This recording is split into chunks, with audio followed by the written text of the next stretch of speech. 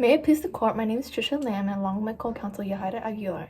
We argue on the side of petition in today's case of student for fair admissions versus University of North Carolina. Today we will be answering the following question presented, which is, should the court overrule Gutter v. Bollinger? The court should overrule Gutter v. Bollinger.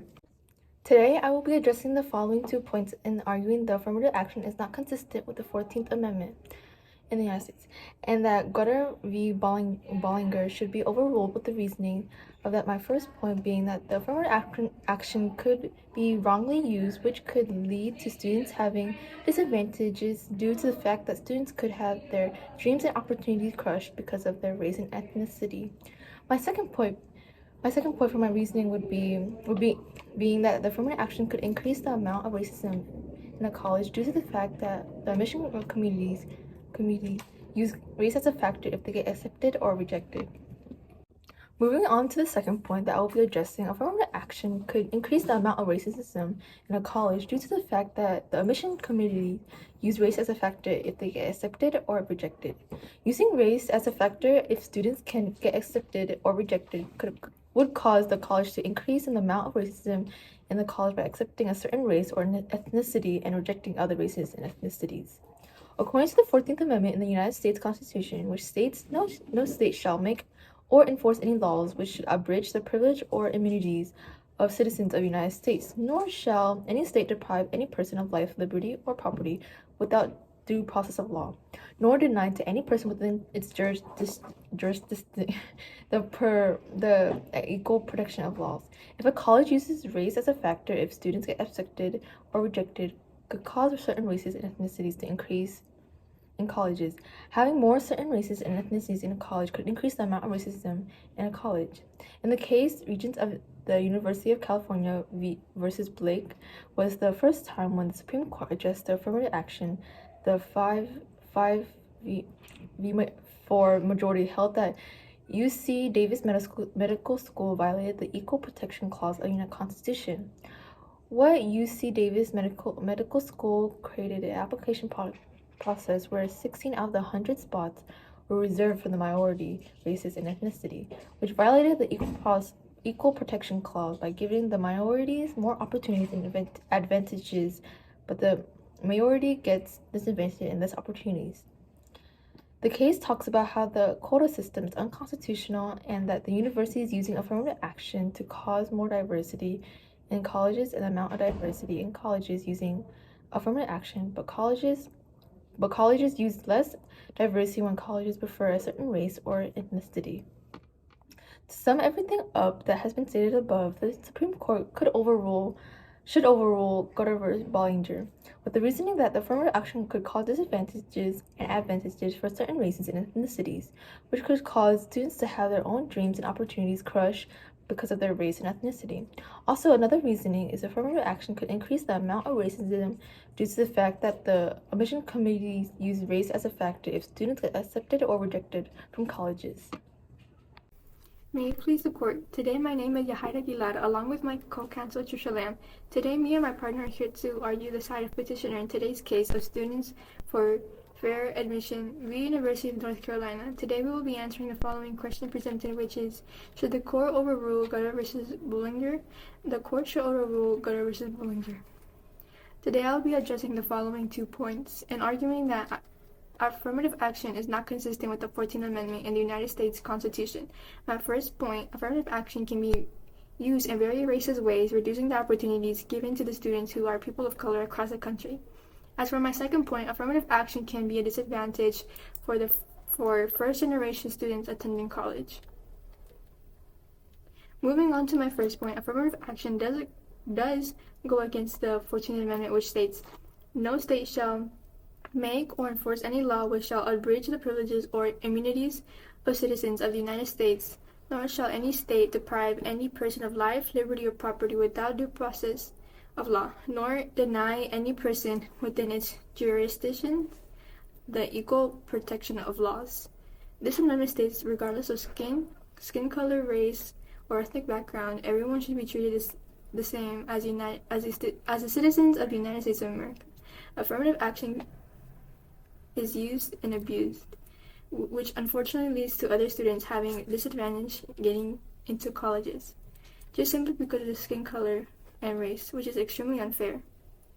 Affirmative action, while it might try to create opportunities, it can also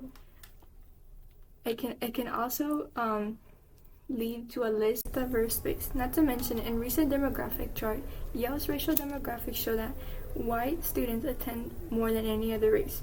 33% of students attending Yale University are white, higher than any other race at the school. Even if you look at other Ivy League schools, racial demographics, you can see a very similar pattern of the majority of students attending these schools are white. Not only can we see this happening in high-ranked Ivy League schools, but as well as schools like community college and local colleges across the United States of America. In conclusion, overall, affirmative action can be used in very racist ways, decreasing the opportunities given to students that are people of color. Does the Equal Protection Clause of the 14th Amendment prohibit race-conscious affirmative action? The Equal Protection Clause of the 14th Amendment does prohibit race-conscious affirmative action. The reasoning behind this is that since the 14th Amendment states no state shall deny any person within its jurisdiction the equal protection of laws, denying a student's application because of their race does go against the Equal Protection Clause of the 14th Amendment. How does legislation enacted by Congress in the 1860s and 1870s affect your answer to question number 1? The legislation in the 1860s and 1870s passed a bill that guaranteed all citizens, regardless of color, access to accommodations.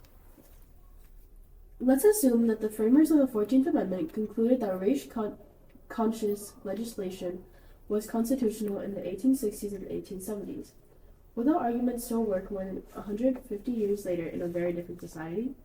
Yes, because all the same rules still apply in a society. Let's assume that the framers of the 14th Amendment thought that the people of African descent deserved certain race-conscious privileges due to the context of slavery. Would the framers have argued that members of other races such as Hispanics, Asians, and Native Americans could receive similar privileges? The farmer would argue that members of other races should receive similar or equal privileges, with the reasoning that the 14th Amendment in the United States Constitution states that. What would the framers of the 14th Amendment have thought about affirmative action policies that benefit people based on sexual orientation or gender identity? The farmers would most likely thought of something unequal. Does Brown versus Board of Education 1954 prohibit race-conscious affirmative action? In your answer, please address Baki and Greta. Brown versus the Board of Education doesn't prohibit race-conscious affirmative action. Brown versus the Board of Education talks about how the segregation of race in public school, and the case also talks about how. Does Brown versus Board of Education 1954 prohibit race-conscious affirmative action? In your answer, please address Baki and Greta. Brown versus the Board of Education doesn't prohibit race-conscious affirmative action. The Brown versus the Board of Education talks about how the segregation of race in public schools. The case also talks about Plessy versus Ferguson, which held that racially segregated public buildings were legal so as long as the buildings for black and whites were equal. This was also known as the segregation but equal doctrine. In 2003, Gutta observed that 25 years after this case, the use of racial preferences will no longer be necessary to further the interests approved today. Will there ever be a point in time in which racial preferences are no longer needed? If not, should the court allow racial preferences to go on forever?